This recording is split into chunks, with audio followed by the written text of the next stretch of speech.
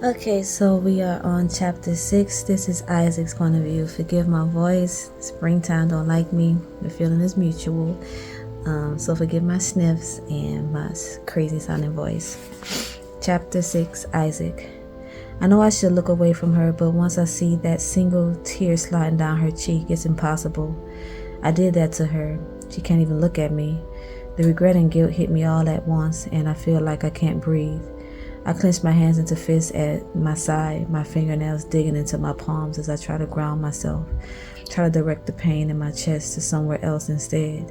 Violet turns her head to look out the window, but I see how she lifts her arm and pats her cheek with her sleeve. I think of the times I used to do that for her, when she just finished a sad part in a book or when she was overwhelmed with schoolwork. I hated seeing her cry, but I liked that she wouldn't hide it from me, that she would let me comfort her. But now I can't even do that.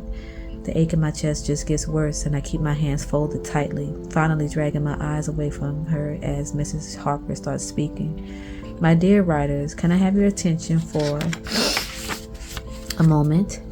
Mr. Hale and I have a very exciting announcement to make regarding club activities this year. As soon as we were all gathered in the art classroom, we were told to follow Mr. Hale to the English classroom.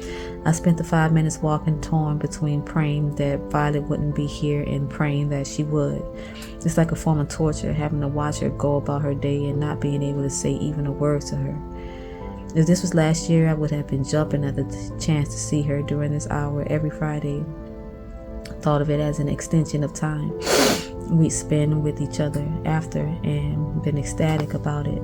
But I changed everything between us, and I don't know how we can ever go back to that, or if we can, or if we even can. For a while now, we've talked about ways that we can get our groups together. You're all wonderfully talented creatives, and we'd love to see what could happen if you combine your skills. Mrs. Harper continues, and I finally realized what's about to happen. In the end, we came up with the idea of doing a joint project.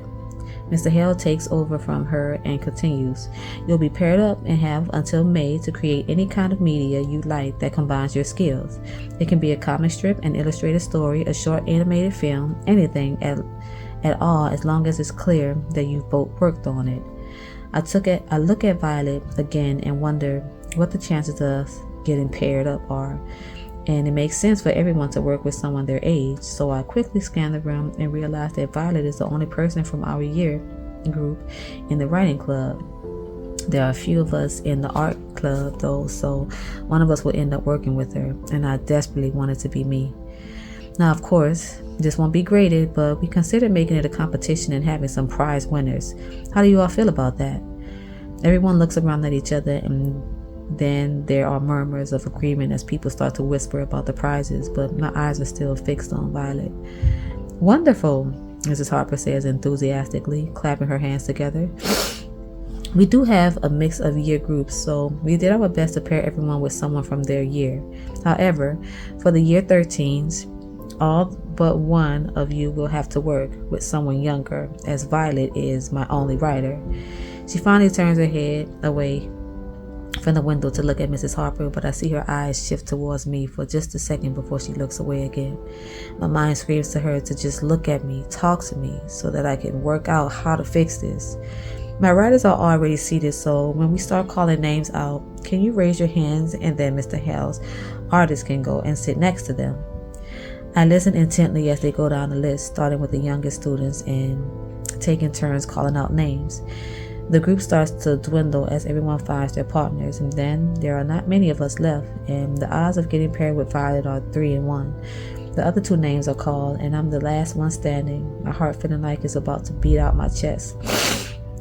That leaves with Violet Ayaz and Isaac Evans. She's not even looking at the teachers anymore. She faced the window again as soon as the name started, listening. Probably when she realized we'd be put together. I start making my way toward her desk, and my legs feel like they're moving by themselves, like I'm on autopilot and she's always been my destination. I finally reach her desk and pull out the chair to her right, but she acts like I'm invisible. I wish I was because she moves her chair away from mine as soon as I sit down. A slap in the face would hurt less than this. I stared straight ahead at the teacher, barely listening as they explained a few more conditions of the project. The last time I was this close to her was on Monday, but she told me to leave her alone then, and so I did. But now, sitting next to her, the floral scent of her perfume, which always used to make me so happy because it meant she was close to me, hits me, and I miss her. I miss her so much, and she's right next to me. Okay, we pretty much covered everything, Mr. Hale says. Start discussing, and we'll come around to check in with you all. I don't know what to do. While Mr. Hale was talking, she turned away from me completely, putting her right arm on the desk and then resting her head on it, facing the window again.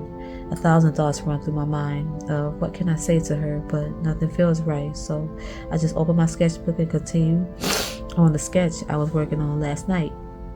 10 minutes pass and we haven't said a single thing to each other, but I can see Mrs. Harper coming towards us, so I clear my throat, hoping she'll get the hint. She lifts and turns her head and then finally sits up once she sees them coming. I took the chance to look at her notebook and it was empty, but she had another full one hidden under her arm. The color of the cover alone is enough for me to know that it's the one I got for her. Now it's my turn to look away from her because the thought of her still carrying the journal with my words in it, just like I still carry her pencils and a sketchbook that is filled with too many sketches of her, it's too much to bear. Violet, Isaac, how are we doing over here? Mrs. Harper's eyes look down at the desk and she notices Violet's empty pages just like I did. Everything okay, Violet? From the corner of my eye, I can see her nod, and then she finally speaks for the first time. Yeah, I'm just trying to figure out what to write next. The sound of her pen tapping against the page draws my eyes to it, and the dots she's leaving look a lot like the freckles on her nose. Freckles that I counted once when she fell asleep while we were studying together for exams last year. Mr. Hale comes to join Mrs. Harper, and I give them both a placating smile, hoping they won't ask too many questions because we haven't discussed a single thing with each other about what to do. How's it going over here? I sit up straight in my chair, but before I can speak, Violet does. Actually, I was wondering if there's any chance for the pairs to change. My head instantly snaps to her, and I know I should do what she said and leave her alone, but then I start thinking about how much I don't want our last year together to be like this. I already know we won't end up at the same university or in the same city, and we might never speak again once school ends, but I can't let the memories of the time we shared end the way they did. I think about how us getting paired together out of everyone feels like another one of the invisible strings that keeps us tied together. Like the universe doesn't want us to be apart either. You don't want to work together? Mr. Hale's tone is worried, and he looks to Mrs. Harper, a silent conversation passing between them. No, we do. The words are out of my mouth before I can stop them. We're fine working together.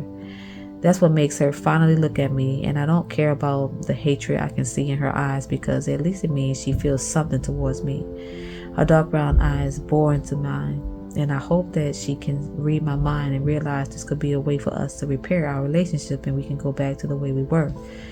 Violet, Mrs. Harper says, and we can all hear the unasked question, is this fine? I don't know what's come over me, bravery or stupidity, but I knock my knee against hers and hope she hears the message in that too.